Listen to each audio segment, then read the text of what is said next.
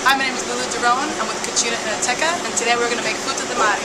Here we have our squid ink linguine, our bay scallops, our calamari, our squid, our manila clams. We have fresh chopped garlic, shallots, butter, and parsley. We're garnishing today with a little bit of our mustard greens, baby kale mix, and then our crostinis. For our dry herbs, we have dry oregano, dry chili flake. We'll finish with a little bit of fresh lemon, olive oil, very good, expensive, extra virgin, and white wine. So first we're going to start with a smoking hot pan. The reason we do this is so we can open the clams very fast. Most important thing is that when you get your pan smoking hot with the oil, you add your clams, you take it off the heat so that you do not flame them. If the clams catch on fire, then you have to start all over again. That's the sound you want to hear.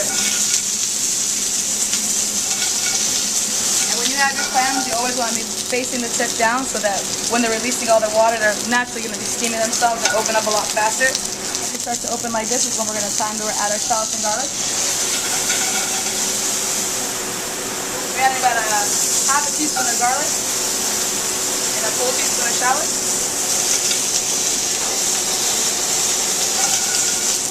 You want to make sure to sweat it down and take all that heat off the garlic.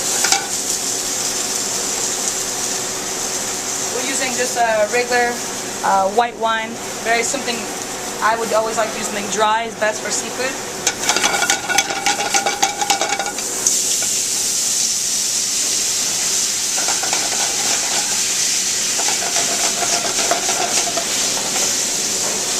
It's about a quarter cup of white wine. Now you can turn your heat back up.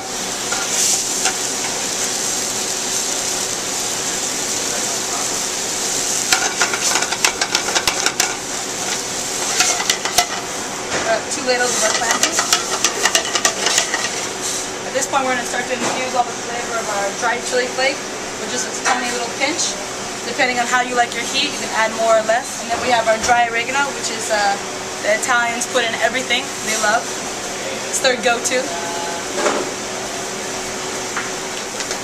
As you see the clams start to open, remember that both the scallops and the squid are going to take a very short time to cook, so you always want to make sure your sauce is at least halfway there with the clams opening before you add this rest of the ingredients. Then go the scallops and squid. You always want to do it with a nice touch of fresh lemon. It's best to cut off the sides so you have no seeds, so you don't have to worry about any of that going inside the dish.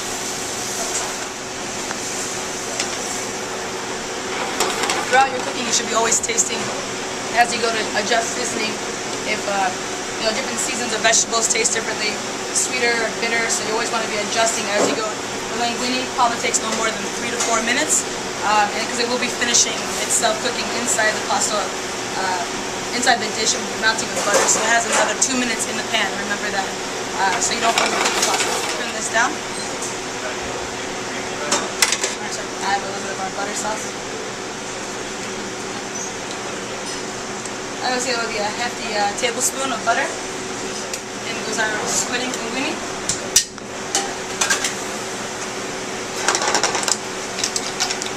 I'm going to finish this with a little bit more fresh parsley. And remember, if your sauce starts to thicken, you can always add a little bit of your pasta water to thin it out, or add a touch more of our clam juice.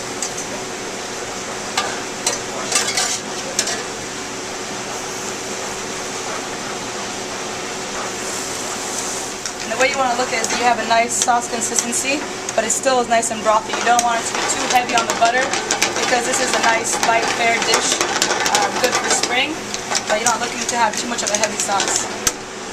So try to separate your pasta from all your seafood. Nice little twist.